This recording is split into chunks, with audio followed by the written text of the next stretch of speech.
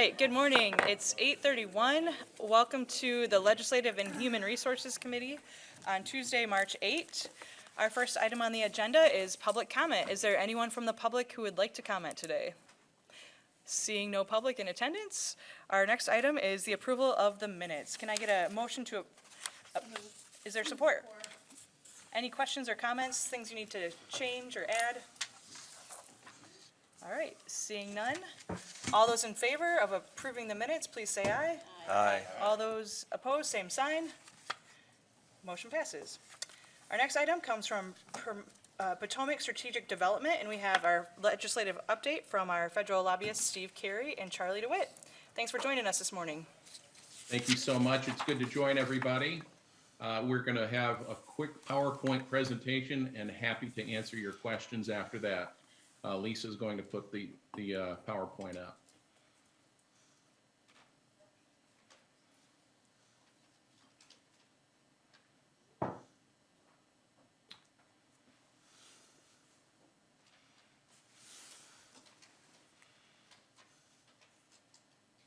Okay, next slide, please. It's okay. There we go. All right, we can see it here on our screens, and we can see you again. Perfect. Okay, there you go.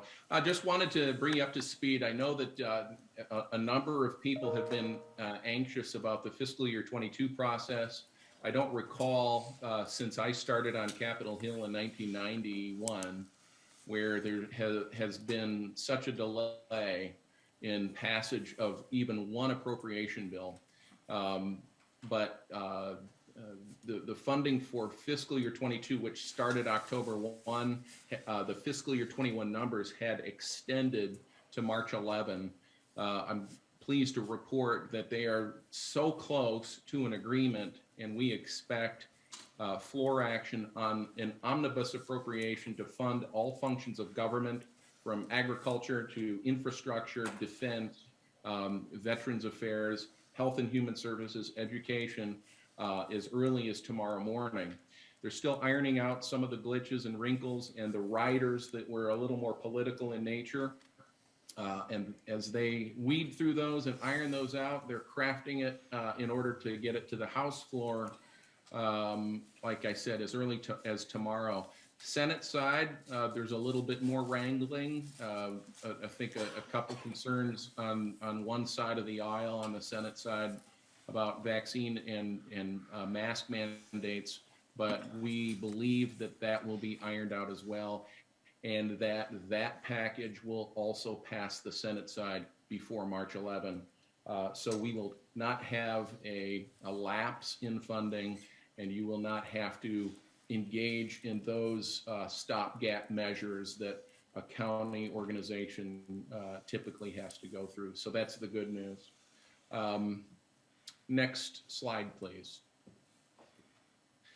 This is just a summary of funding that was provided to a number of entities across the country. You may have seen this before. Some of you I know hadn't, because I fielded a few questions about the contents of that infrastructure bill. And here's a good summary. Happy to send this to you, or perhaps Lisa or Lori could print that out for you. These dollars are not out the door yet. The agencies are still determining how to send it out and when, and it's a lot of formulaic considerations, so stay tuned. Next slide, please. Well, as I said, I've already explained the fiscal year 22. What's going to happen immediately after passage of fiscal year 22? We will engage in fiscal year 23. Because 22 was so delayed, 23 is also delayed. We expect the president to submit his budget request, not a law, but the budget request, within the next couple of weeks. Typically, that's early February, but because 22 was so delayed and the agencies needed to get the intelligence about what they were going to receive from Congress, they had to crunch numbers kind of late into last year and early this year. When that happens, we will have to engage very quickly our delegation to determine what your asks will be. I know I've worked with Lori, and she has put me in touch with the airport officials, and I know how important the airport activities are. And so we will engage as early as this week, if not next, to find out what we can do, what's available, and work with the delegation, the two senators and Congressman Meyer and possibly Congressman Huizenga, since he's engaged from the west side of the county. Next slide, please. The Build Back Better package, we thought it died last year. Why is it here? I'll tell you why, because there's still talk about elements of Build Back Better being considered this year. A number of Democrats and Republicans thought there were certain elements of Build Back Better that should not have just been eliminated altogether. That first package was enormous. And we all saw right before the holidays, Senator Manchin kind of killed that. His one vote carried a lot of weight. So he made the decision that he would not support it. And given that the Senate is 50% Republican, 50% Democrat, that was enough to kind of kill the Build Back Better. Stay tuned on that. Again, I think that there will be elements of this. I'll work with Lori and anybody on the commission, Mr. Administrator, of course, you too, on whether or not there's something that we want to pursue if this is revived. Next slide, please. Charlie, I will turn this over to you. You've been engaged in a lot of these bills and have been running with this. So please, this is yours. Thanks, Steve. We just wanted to flag this for you. This is a priority with a lot of counties. We may have reported this in the past, but there is a push for making disaster relief more flexible for counties and other local governments. So I wanted to flag this bill, which has 150 co-sponsors in the House. It was already passed in the Senate, so it's a very bipartisan bill. Wanted to make sure that you knew that some of the local members of Congress, including Meyer, Molinar, and a few others from Michigan, are supporting it. It would basically grant flexibility to put part of the American Rescue Plan Act, that was the plan that was the COVID relief package that was passed last March, that would provide more transportation, infrastructure, and government services, and will help local governments and counties who are having a hard time making spending decisions to keep their community in compliance with guidance on the ARPA fund. So that continues to be an issue, and we'll keep track of that in the near future. All right, next slide. And that's it. Okay.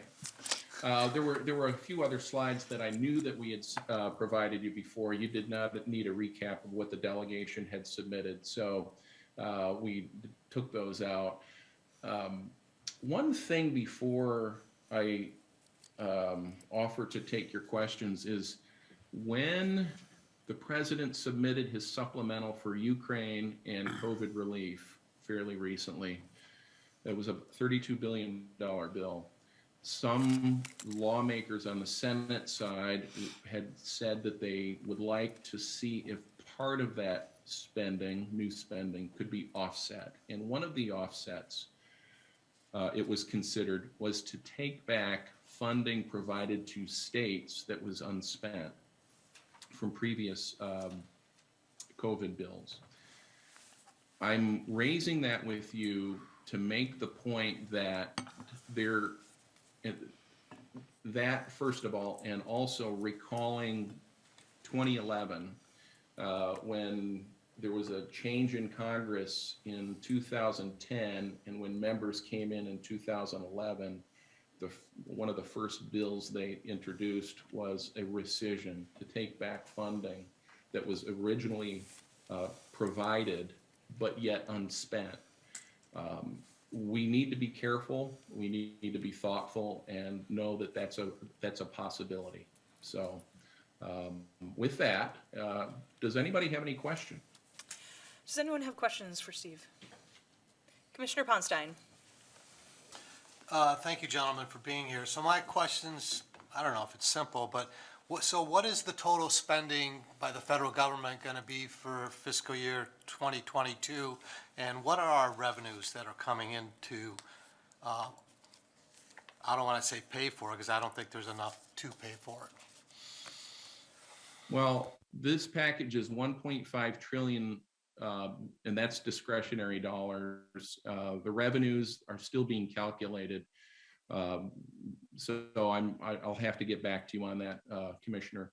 But I know about everybody's concerns. I think that it depends on whether it's a state, a local government, and even the federal government. I believe the trend has been an increase in revenue that was post-COVID, travel, purchases, manufacturing, and so forth, but still not enough to make up for the spending. So it will be deficit spending for sure. Thank you. All right, Commissioner LeGrand. Thank you, Chair. Yeah, I guess I would like to go back to that last slide you had about the flexibility. And I'm wondering what, if that flexibility is achieved, can you give us some examples of what we might be able to do that we wouldn't have been able to do? Charlie, do you want to if it's address not that? passed? You're on mute. You're on mute. You're on mute. I think that is a great question. I'm going to have to follow up with you on that as far as an example. I don't think I heard the entire question, but I think you were looking for an example of what this could mean for local governments or counties. And I think that's a great question. I'm going to have to maybe provide a little more background on that. I know it's a priority for a lot of counties. I think there is a great deal of flexibilities that are written into that, especially when it comes to spending on infrastructure and other local authorities. So I will definitely respond to you with a more detailed answer after this call. Okay. Charlie, the main part of the question had to do with what is the increased flexibility, and then the second part was examples of that.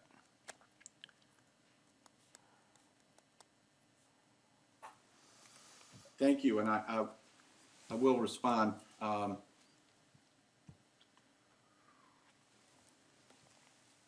think there are a number of examples, and sorry about that. Thank you. Any other questions? Commissioner Skaggs. Thank you, Chair. Just to follow up a little on that.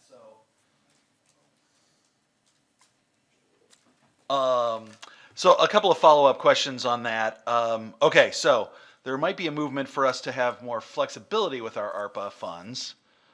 But if I'm hearing a little bit from what Steve is saying, we probably want to hurry up a little bit, as there is some discussion that there might be a rescission of funds depending on the outcome of the next election and the seating of a new Congress, which is less than 8 months away.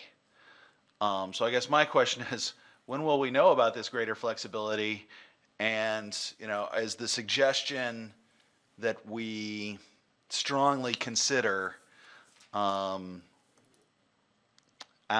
our funds in such a way that they're not taken back from us as unspent and given to other localities and other states far away?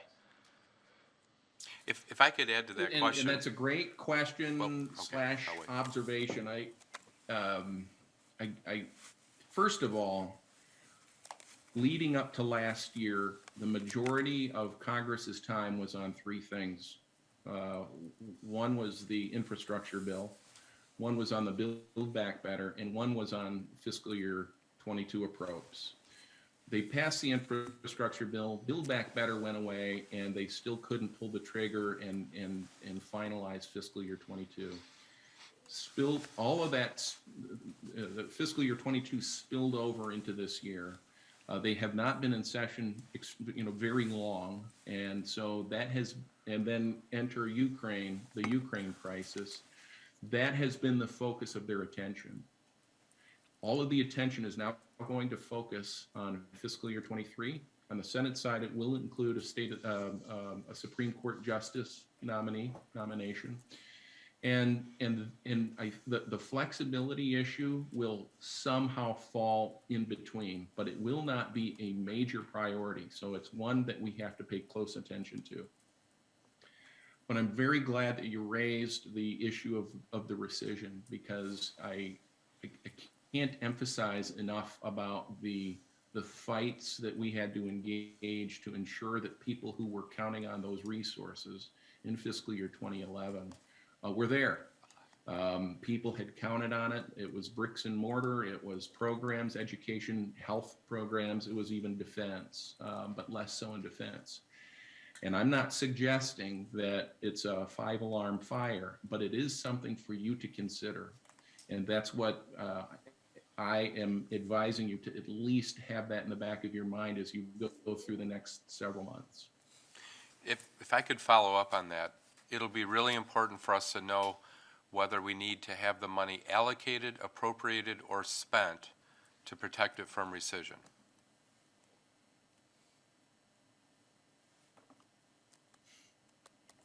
Yeah, okay, so in 2011, Do you mean 2021?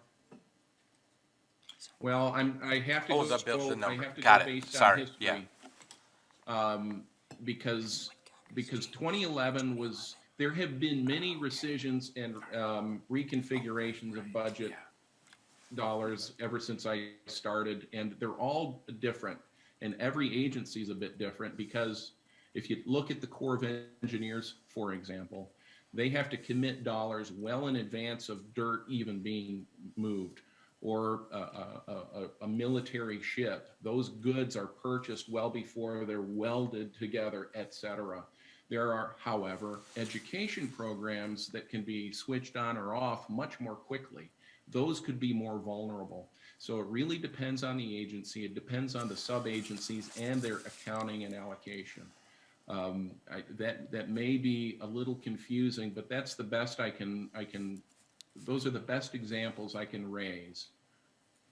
And it's going to have to be, whether it's a monthly conversation with you to inform you of what I'm hearing, or weekly. And you never have to hesitate to reach out to me. I'm increasing the amount of correspondence to Lori so we can start picking up on those trends. We can say anecdotally, I talked to a few members of the Republican side who are in the Appropriations Committee, and as you know, these congressionally directed spending, which are earmarks, are referred to sometimes as earmarks, certain members expect that they will continue next year, the next Congress. But we can't count on that, because only 50% of the Republican conference submitted earmark requests. So that's up in the air. To me, that's a marker. That's an anecdote that I can use as an analysis point. I just cannot predict what they do with 2021 dollars. All right. Any other questions for Steve? Okay, seeing none, we'll keep an eye on that, and we'll continue communicating with you, and we really appreciate your work for us, and we look forward to working with you even more. So thanks Thank for. you so much. It's a privilege. Thank you. Yeah, have a great day. You All too. right. All right, so our next item on the agenda is our approval of the federal and state legislative priorities. Hope you all had a time to review that after we went through it at our last meeting. There's been just a couple updates to it that you may see. I don't know how you want to go through this. I think we normally we kind of went through item by item last time.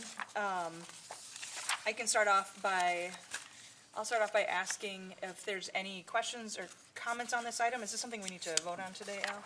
It's up for a vote today, Okay, yes. perfect. All right, so let's see here.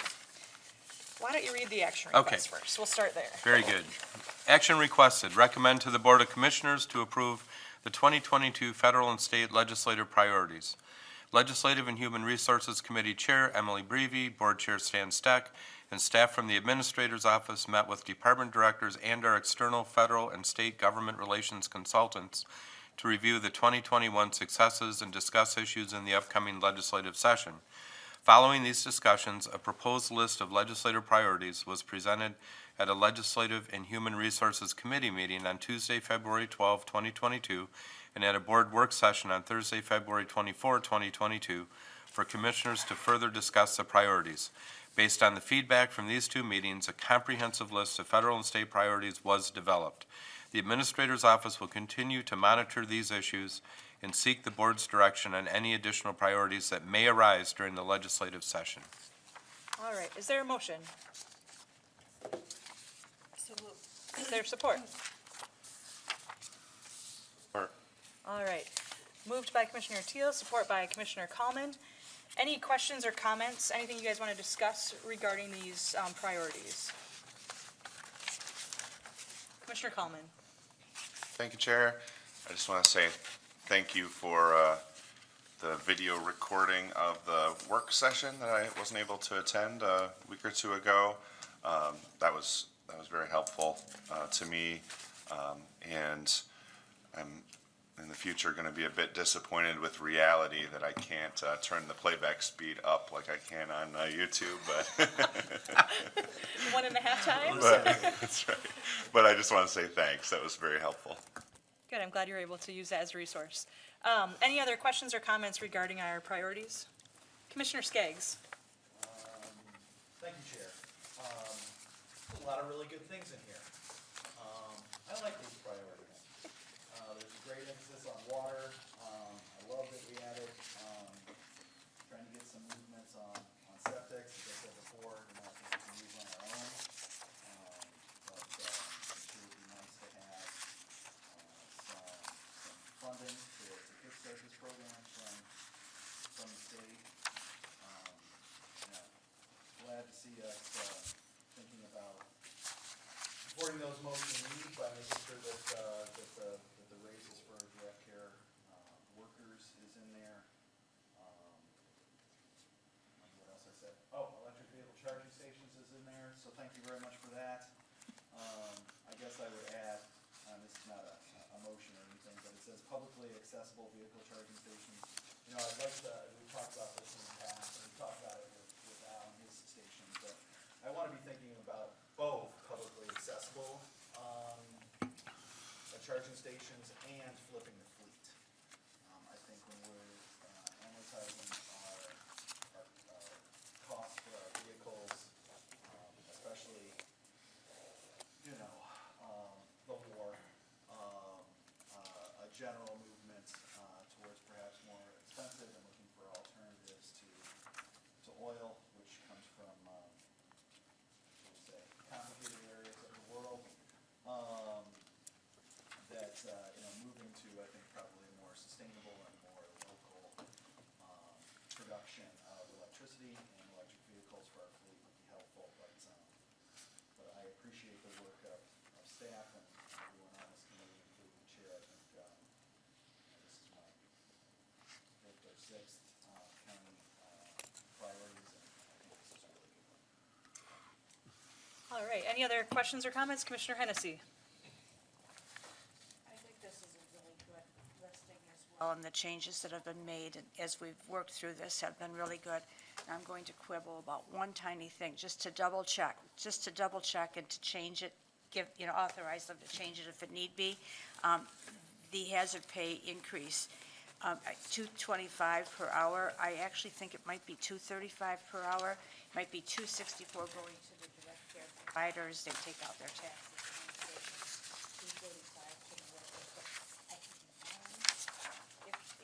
that is different, just change it. Yeah, if, we'll verify that and we'll make the correction if it needs to be done to make sure it's on the same page. Any questions or comments? Commissioner McLeod? Thanks, Chair. So I agree with my colleagues that this is a really good list. I like how the priorities are addressing a lot of the things that we had not been able to address previously because of COVID, I assume. But I would just like to ask, I guess, in terms of process of how we come up with these priorities, that the commissioners be given an opportunity to provide some insight into what their priorities might be to be added to this list in the future, just so that we can have input before it comes to the board in the work session, because I felt a little unprepared when I was in the board session meeting, the work session, because I hadn't really had a chance to digest and really even give input into what some of those priorities were. And I realize that a lot of these are carryover, I get that. And maybe there wasn't room for additional priorities, but just to be able to have, to be asked about that, given that we're representing, all different constituencies, I think it would be a really good idea moving forward. But again, I do appreciate the priorities, appreciate all the work that was put into it, just asking for that opportunity to be able to provide some input. Yeah, that's a really good point. I appreciate you saying that. I think, I'm always open for conversation to hear, what your thoughts or, priorities might be coming from the people that you represent. And I know Al and Lori, are open as well. So I think it's good that we continue, the conversation. Even now that we have these before us, there may be things that come up as time goes on.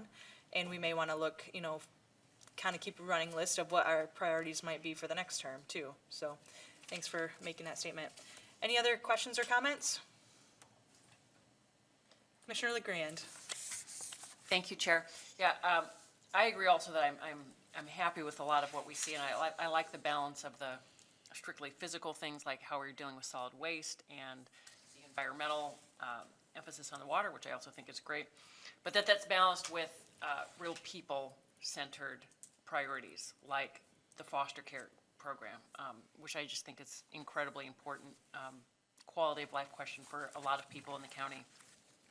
I want to say in terms of continuing conversation that there may be more this year that we want to emphasize on the behavioral health funding, because there's a lot of legislation that's really going to affect community mental health. It's been brewing all year, but being on the Network 180 board, we may really want the county to be able to step up and support or not support legislation that is out there right now. So that would be for me a continuing conversation request, possibly down the Okay. road. Yeah, thank you. All right, any questions or comments? Well, I'm glad that we were able to put this together and, come to agreement on a lot of these items, and some are still, open for discussion here and there, but I think there's a lot of hard work that's gone into this. I appreciate our staff for the conversations that they've already been having with our legislators, and I think it's important for us. Many of you may be going to the MAC conference in the next couple weeks, and keeping, a few of these in mind when you, do meet with our legislators, and just keep, Kent County on the front burner and what our goals are here and what we're trying to accomplish. So it's important to have those conversations. But thanks, Al and Lori and all those involved in putting this together. So if there's no other questions or comments, we'll move to a vote. All right. All those in favor, please say aye. Aye. All those opposed, same sign. All right, motion passes. So this will go to our board meeting on Thursday. It'll be on the agenda then. So next item on the agenda is miscellaneous. Is there any commissioner miscellaneous? Commissioner Skaggs. Thank you, Chair. It's March 8th. That's International Women's Day. So want to thank all of the women that helped make this county run, from the staff to our commissioners. There are 19 of us by my account, and I hope I'm not leaving anybody out. There are 8 women: Commissioners McLeod, LeGrand, Sparks, Hennessy, Teal, Breevy, Bolter, and Jones. Have a great International Women's Day, and thanks for all that you do for this community and this county. Thanks, Commissioner Skaggs. Any other questions or comments? All right, seeing none, our meeting is adjourned. We'll see you at the next meeting.